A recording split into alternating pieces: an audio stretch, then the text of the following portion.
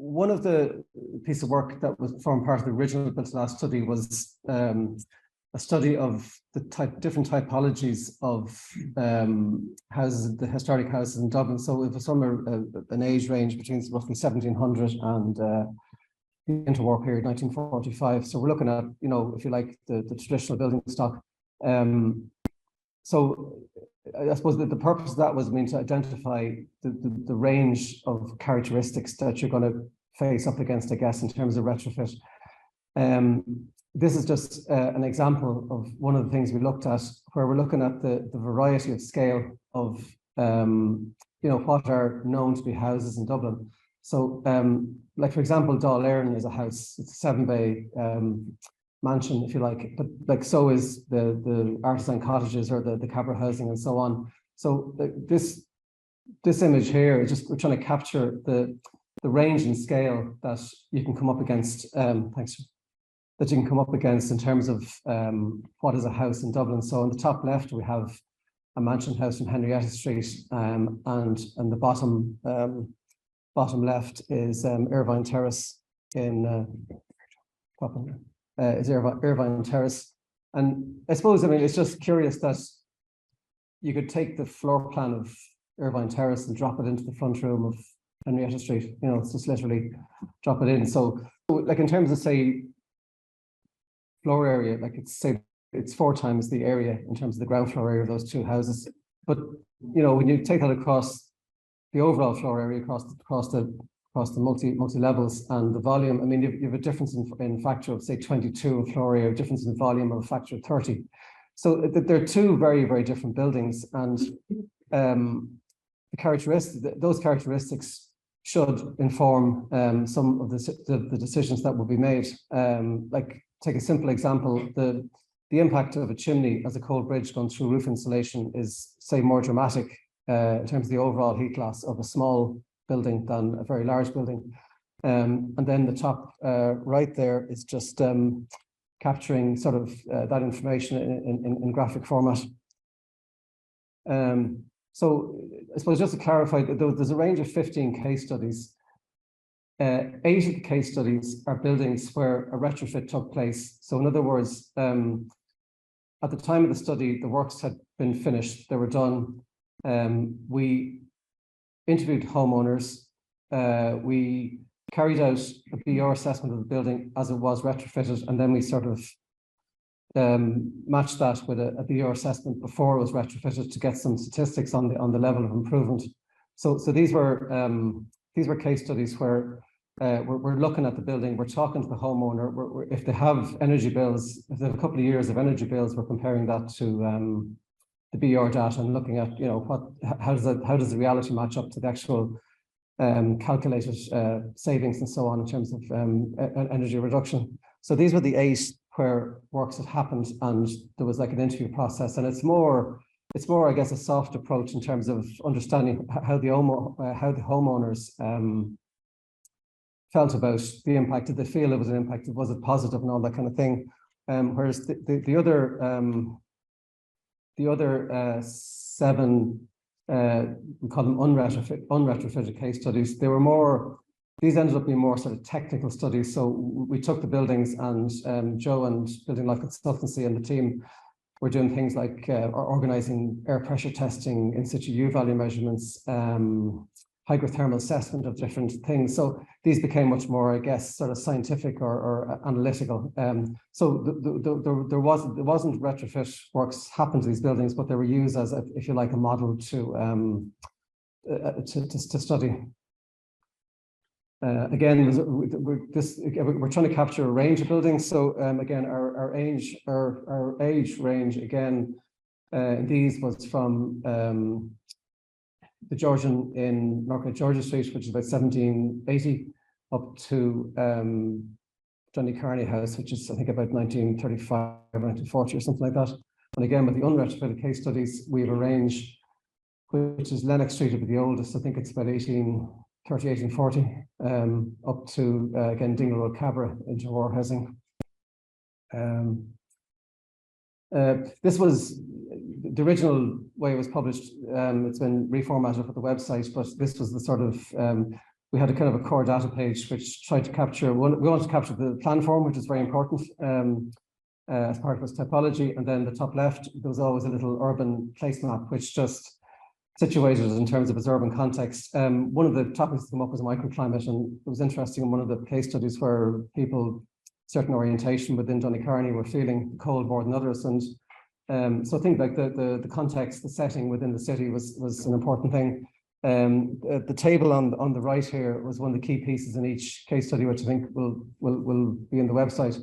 So it basically summarizes the findings of the BER data. So Michael Hanratty and IHEO were largely responsible for this piece of work. So they took each case study, they did it before and after BER, and they outputted this data.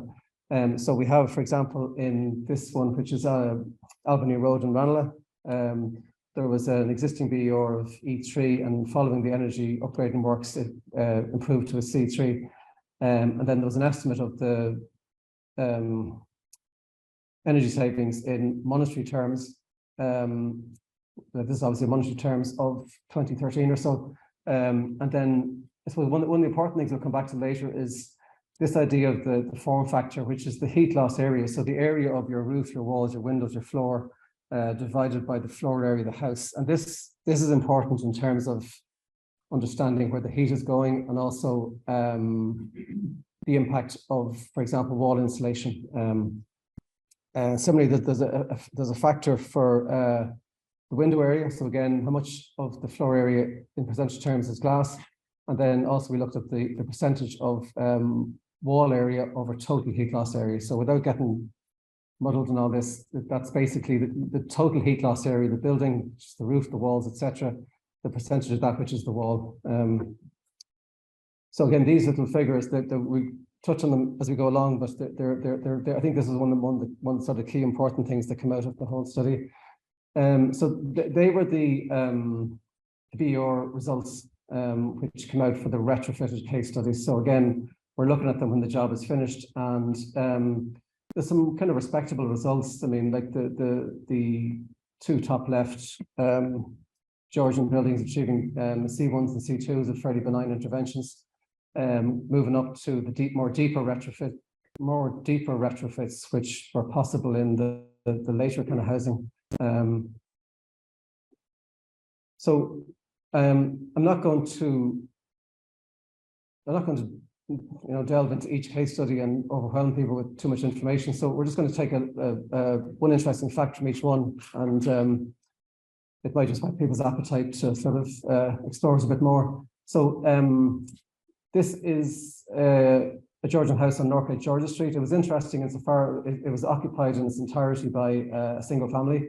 Most of the buildings are kind of partly occupied, or there's a mixture of commercial and maybe apartments on the ground floor and an office use. But this building is entirely occupied by a family, which is interesting in terms of mapping energy use and comparing it to the other houses.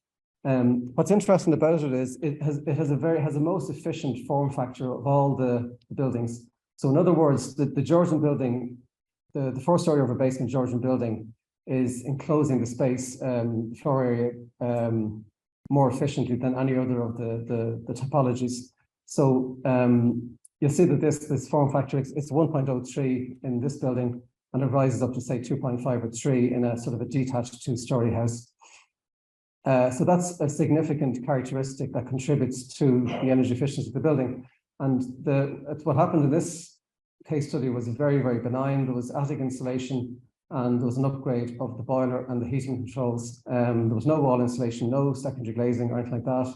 And the fact that it's achieving a C2, I think, is respectable. So again, we're looking at the characteristics of the building and how that kind of relates to its BER. Again, this is another later Georgian building. It's about 1830 or so on Upper Leeson Street. It's a different again. It's a different shape of building. It's just a simple 2-story. Simple 2-story house. So you see then the form factor is different. It's 1.89, so it's much higher. So it's not enclosing. It's not as efficient in terms of its enclosure. Again, this efficiency with the North Bay George Street building has a lot to do with the fact that it's terraced. So when it's terraced, the amount of external wall area is dramatically reduced. So, but this one is terraced as well, but it's got a higher form factor, which has got to do with the fact that it's two-story with these various projections at the back. It had a very efficient glazing ratio, so only 12% of the floor area is glazing, which other buildings are much higher.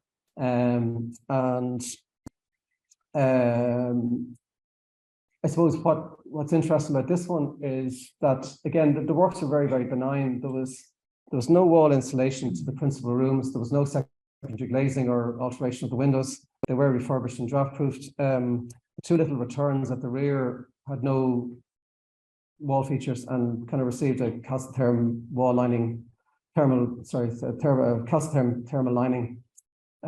So I think the fact that these two little outshoots were buffering the back of the building, and then it's only really the fact that the front wall is losing heat, your roof is insulated, and the suspended floor was insulated with fiber insulation.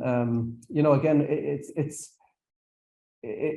performing quite well for what it is and what was done to it. And again, I suppose it's pointing to the idea of like just looking at your overall looking at the overall characteristics of the building, not jumping straight into a wall insulation approach because we feel we have to insulate walls. Often buildings like this perform, you know, adequately well for their significance in their period, as they are. This is a Victorian house. There's two Albany Road case studies. One is this one, which is about 1890. It's a Victorian. There's a later one about 1930, which is an interwar house. Again, this house, there was a couple of things here. There was a package of works done, mainly concentrated around the return, where we could apply calcitherm inside the attic. I think underfloor heating was introduced to the solid floor of the return, and then there was works to the windows. But there was an attempt, I suppose, to do a package of work which would not create a lock-in effect. So the works were kind of concentrated in the return, and then the homeowner wanted to kind of see how that improved comfort levels, and then possibly look at a later phase of works at the front of the building. So again, it's a progressive approach. It's a bit like the building passport idea, the energy upgrade passport idea, where you're not doing things which lock in, making a better improvement at a later stage. There was an issue with the front suspended timber floor. There was a pre-existing issue with dry rot in the building. The front suspended floor was insulated with fiber insulation and a wood fiber board on the underside because the cavity was deep enough to get below the floor. Within a year and a bit later, there was a problem with fruiting cellar rot in the house. So the issue, I guess, so the point here is that there was, as it turned out, very elevated moisture levels in the rising walls, which is attributable to drainage issues at the front of the house. This approach has been done in other buildings and it's worked perfectly well. What happened here was that there was a residual vulnerability within the building in terms of the moisture levels. And I suppose the conditions should have been more fully or thoroughly understood. And, you know, not to rely on sort of third parties who, you know, might tell you that the dry rot has been addressed and so on. So Griffith Avenue, you can't see the dates. I think this one was about 1930. So yeah, Griffith Avenue was laid out about 1925, which I suppose makes sense. Again, a simple little retrofit project. What's interesting here is that the homeowners, there were two, I think there were two sisters or so living together, and they valued the facade. So, you know, Griffith Avenue is an attractive avenue, but they put a value on their facade and said, look, we want the house to be warmer, but we want to retain the simple as it is, we want to retain the facade without changing it. So there was a hybrid approach. There was external insulation to the sidewall and the rear of the house, and the front received internal wall insulation with an overlap. So yeah, I think just again, we don't have to jump into a single approach. I think you can do hybrid things. You can do different things in different parts of the building that, you know, maybe keep the principal character. Again, you wouldn't do this to maybe an older house, to a Georgian or whatever else, but this period of the house, we kind of felt it was acceptable. I mean, the corner you're looking at there it's externally insulated as it returns around the corner on the side gable wall, and I think the result is acceptable in terms of what it retains. This was a deep retrofit of the other Albany Road house, which is 1935, I think. So it was one of the first Enerfit retrofits. So an Enerfit retrofit is taking an existing building to sort of near passive house standard. I think, as I understand it, you can't get all the way there, but you get to a level that's pretty good, or close to the passive house standard. So the building was upgraded from a G to an A3. It was extended and extended to the rear. So the rear received, say, an element of new build, which was externally insulated. And I suppose there was again a desire to retain the street side character, not to interfere with the appearance of the building at the front. So in this one, what I found interesting was just the insulation approach. There was a variety of different insulation approaches used in response to different conditions. So, for example, you could go with the full external insulation at the rear. At the front, there was internal insulation. At the stair wall, where the stairs is on an external wall, there's a thinner, I think, aerogel insulation used. So you can temper and vary your approach. It doesn't have to be the same to the whole building. You can modify it, and you can take something like this, which is it adds a lot to the street. It's very much part of the character of the area. But behind that, there's a full Enerfit upgrade. This one is, I suppose, slightly controversial, but I think it's worth talking about and showing to people. It's a building from, again, interwar period in Dublin 14. The top left is the building as it originally was, and the other images are after it's been externally insulated. So again, in heritage terms, this is controversial because this isn't original craftsmanship. This isn't original features. This is very much recreation or reconstruction work above the insulation thermal layer. The owner was an architect. He was a principal in one of the large practices, and he very much wanted to make his house warm, but he wanted to do it very well and not lose any character. So that is all external insulation work, including the brick corbels, the profiled corbels at the springing point of the arch in the top, on the bottom right. So that was all done with brick slips or pistol bricks, where they were cut into L's and formed and sort of laid over the insulation. So I suppose, I think the external insulation wave is happening all over Dublin. In some areas, it's having adverse impacts, particularly in the mid-century, up to 20th century public housing schemes like Marino and Cabra and so on. And sometimes it's done well and sometimes it's done not so well. But I think it's happening. And I suppose looking at this kind of work, I mean, there's been a high level of attention to detail here, and there's been a very strong attempt made to do it properly. Again, the impact of it, again, looking at the wall area to the factors here, where we're up at 2.5 for the form factor, and half the heat loss area is the walls. So again, there's a strong argument for addressing walls in a house like this, which is detached, whereas that changes maybe in the terrace houses we looked at. This is Belton Park Villas, Donecarney. I suppose just quickly, this is what was interesting here is that there's I'm just going to check time and see how I'm doing.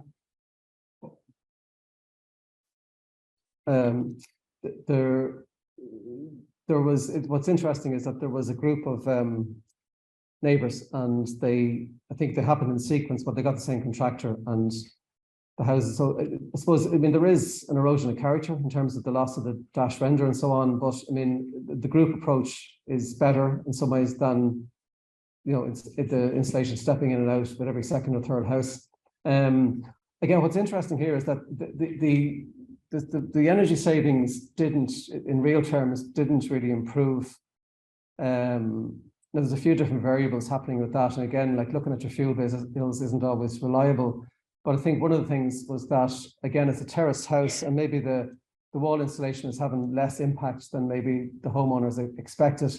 There was a suspended timber floor in the ground floor which wasn't insulated. So again, you have heat loss through the floor. You also have a lot of air infiltration, which would have a significant impact. So again, jumping to the wall insulation approach, maybe without doing the other things, isn't maybe the best in terms of the order of priority. So just going to move on. These are the unretrofitted case studies. So again, I did most of the interviews for the previous ones, so I'm less familiar with these. And again, they're more sort of technical, but I'll give you my understanding of some of the kind of points that come out of them. So this is Lennox Street. So it's a Georgian, late Georgian from about 1837. One of the deliverables of the project was to come up with a survey of the air tightness characteristics of the housing stock, the traditional housing stock that we have. So the table on the bottom is it's an early version of the table. It's not completed. It's the one from the original study. But the green dots are the defaults that you use in deep, which for a solid masonry wall is roughly about 2.1. The blue dots are a calculated U value where you take the thickness of the wall, the composition in terms of the type of masonry units, and the percentage or volume of mortar, and you do a more detailed calculation of the actual wall. So the blue dots show you that they're sort of up and down, but the majority are lower than what the deep default is.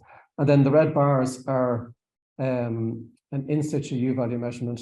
So there's a way of measuring the actual U value of the wall with thermocouples, which is done in the cold season, so you get a differential across the wall, and the red bars are arranged so that you don't get a definitive value. You get a value which has got an order of what would you call it, uncertainty. So again, the key point of this is that the walls generally perform, when you take the measurement, they perform much better than the default, maybe by half. So for example, the one on the left, the Henrietta Street building, you'll be using a default. If you're doing a BR in this building, you'd be using a default of 2 for the walls, whereas the measurement was about 1.09, I think, or something like that. So again, the message is that the walls generally perform better than expected. This is Irvine Terrace. So I mean, I think it's a small, again, a very different type of house. It's very compact, little cottage. I suppose one of the things that was looked at here is the existing conditions again, like what are the existing conditions of the building, what sort of stresses is it under. And in this house, there's no footpath, and if you like road drainage, there's the water is discharging directly from the roofs onto the footpath. So I think what was found in this one was that there was a very high level of moisture stress in that front wall, and there was different solutions looked at what could be done to address it. Some might be kind of public works, some might be internal, and then there's a response in terms of the type of insulation you're using. So I think there was a tradical hemp lime proposed, which was something that would be very hygroscopic, I presume, and it would help to alleviate the particular conditions of the wall. So again, looking at your conditions and looking at the type of materials and solution that you want to use. This is Brighton Road, Victorian house in Rathgar. Again, it's the 2-story over elevated basement type.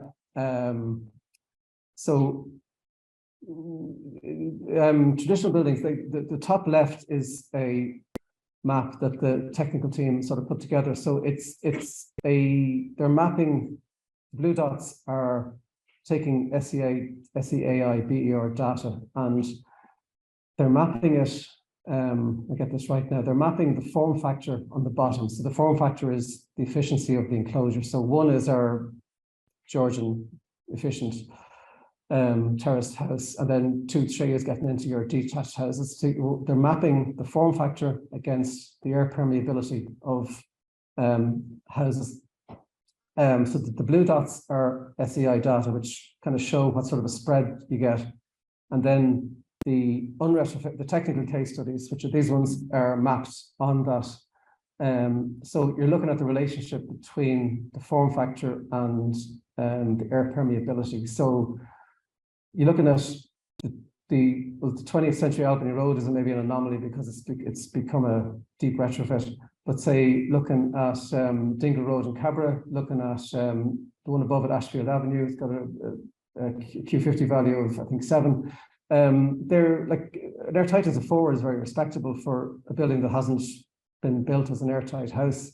So again, we're looking at what are the air tightness characteristics. So moving up towards the top of that graph, so the worst ones in terms of air permeability is this one, Brighton Road, and we think it's because of the little box extension that was done probably in the 90s. It's like a rationale type framed thing. So it's nicely put together, nicely built and designed, but it was of its time and it wasn't built to an airtightness standard.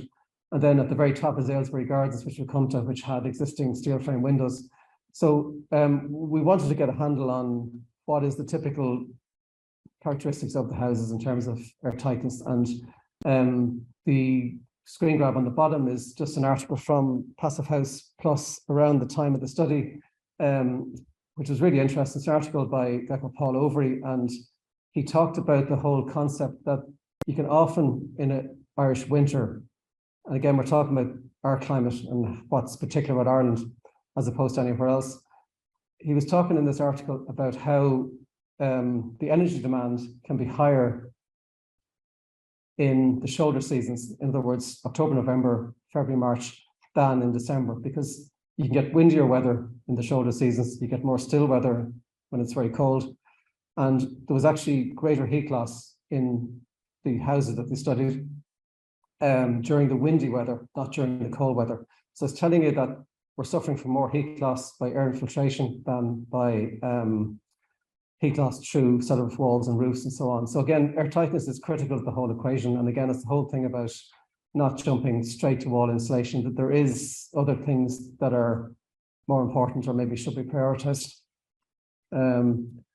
Finlay, so this is Joe Little's project. I'm not going to go into the technical side of it because he'll completely blow me away later, so I won't even try that. So again, it was a deep retrofit. I suppose what I find interesting is, Joe had a sense of, it's not a protected structure, but it is in the Z2 zoning within Dublin, which seeks to kind of, protect the character of areas. But I mean, there was little things that I know he considered at the beginning. I think some of the homeowners in the streets, they might have lowered the floor level and squeezed an extra floor in under the roof. But Joe was very strong at the beginning that he wanted to keep the original volume of the front room, the high ceiling height, and the original plan form, which is that's drawn from the Architectural Archive, which is the original Dublin artisan dwelling plan form. So as far as I understand, the original plan form of the front of the building was retained and it was extended to the rear.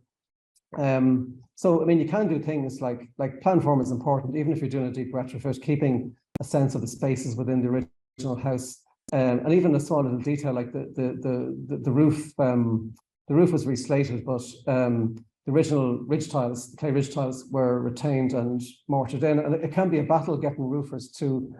Most roofers want to use dry fix systems these days because they're just faster and easier, and it can be an argument to get guys to mortar on tiles, especially maybe in cold weather. So I mean, the fact that these little details were retained, it all adds to the I suppose the sense of character of the original building. That's a house around the corner, so it's showing the mass concrete kind of large aggregate construction of the house, which is interesting. And Joe will go into it more later, but as far as I understand, the insulation approach was to treat that as a masonry rubble wall. So in terms of its porosity and breathability, that was a factor, even though it's modern concrete construction.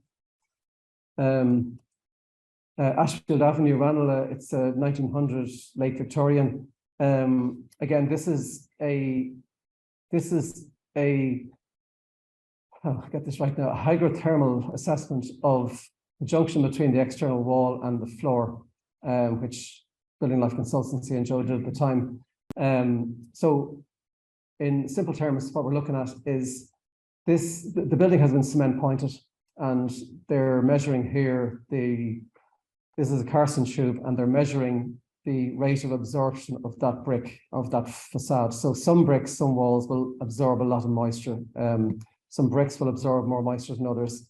That's a factor in your insulation approach. The more absorbent the wall is, the more moisture it will take up, the more hygroscopic your insulation approach should be to allow the drying of the wall on the inside face of the wall. So actually, I'll start with this column here. This is a modeling of the wall as it would have been originally constructed. So it would have had lime mortar pointing and so on. That's current, is it? Oh, sorry, beg your pardon. So the left is the original condition. So when it was built, so we're looking at lime mortar joints. The wall has a higher degree of breathability than it has in its current condition, because we have cement mortar joints and possibly impervious linings on the inside of the wall. So you can see that the moisture stress level is rising in its current condition compared to its original condition. The next column, where it's sort of looks like Hill 16 on Ireland Sunday, it's the blue is kind of representing the sort of humidity, the moisture level in the wall. So in a typical renovation where you might use a vapor closed insulation approach with a vapor barrier and so on, this is the effect, based on the hydrothermal assessment, this is the effect it will have on the wall. It's going to increase the moisture stress in the wall. That's if you do it that way. If you do it with a hygroscopic materials and materials that will let the wall breathe externally, so I presume here you're reinstating your lime joints, you're using a hydrothermal insulation, you have a limecrete slab. You can see that the moisture stress, the moisture levels in the wall are reducing back to its original construction. So it's just, again, it's a little detail, but it's something that's important to, I think, all the house typologies, is the importance of the materials that you use and how they relate to moisture management within the walls.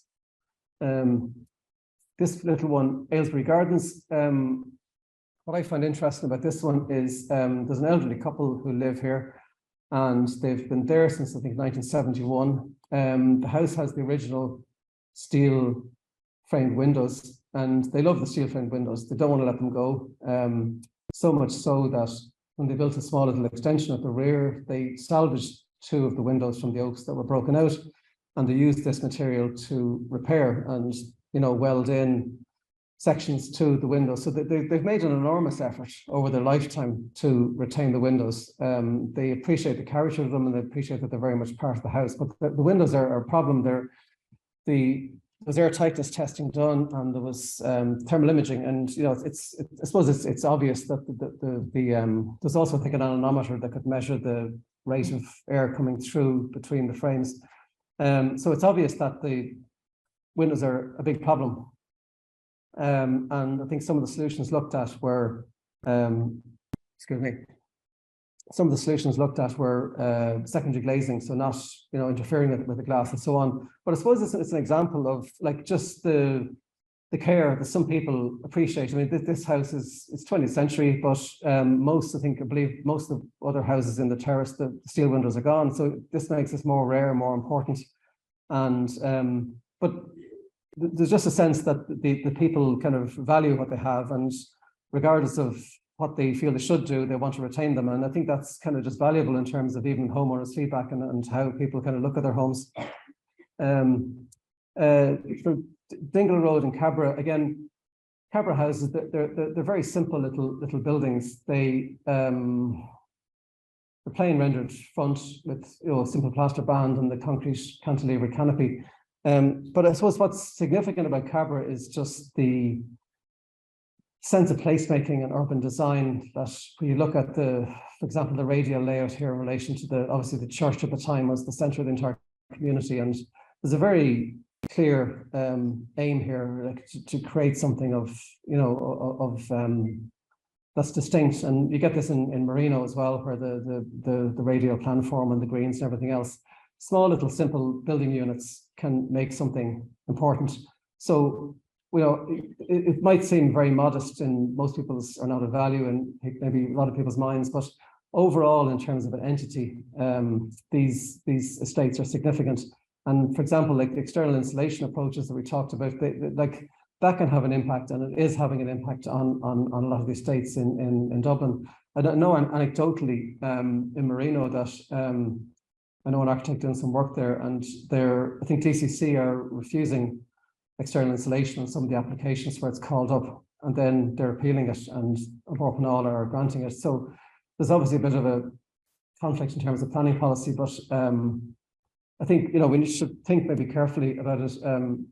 This was a study which formed part of Built to Last, with just a concept or an idea. It might be aspirational in terms of trying to round up an entire terrace to work together, but the idea was that if we have to externally insulate these buildings, could you do it in groups and blocks where you have more control of the features, you have more control of the details, and you know, you can come up with a coherent entity at the end of as the end product, as opposed to, you know, individual sort of individual piecemeal upgrades. So again, Joe and the team, they look very carefully at all this. So like about the details, you for example, again, each characteristic, all these house types are different. These houses have a in situ cast concrete eaves, which is a problem in terms of thermal continuity, where you have external insulation, you're trying to join it up with roof insulation. So again, they look very carefully at this difficult, for example, this difficult detail of the bell cast slope of the roof. And I think this received an aerogel overlay over the concrete eaves. So again, looking at the difficult details, looking at, for example, the cold bridging effect of the canopies. I mean, again, they're just simple little concrete canopies, but I think they shouldn't be lost. And there was an approach here, like, could you insulate it with an aerogel blanket and keep the thinness of it, but you know, mitigate the cold bridge. So like, I think, I mean, this might never happen, but I suppose it's talking about looking at these difficult details that should be done to retain character. There might be more work, that might be kind of difficult, but I think it needs an extra sort of effort or push to achieve this, so that we get this balance between the character, the heritage value, and achieving kind of energy savings. So we're in a housing crisis at the moment, and sometimes in a crisis situation, like, bad decisions can be made. And I think there's a retrofit wave. I get a sense is about to happen. There's, on the news this morning, there's money from I think 150 million from the COVID fund is going to be put into renovations, and it's all positive that we're trying to renovate derelict buildings and everything, but there's a feeling that there's going to be between the grants and everything else, there's going to be a lot of work done in the next couple of years. That's a slide, a tweet from the Dublin Civic Trust from actually 5 years ago.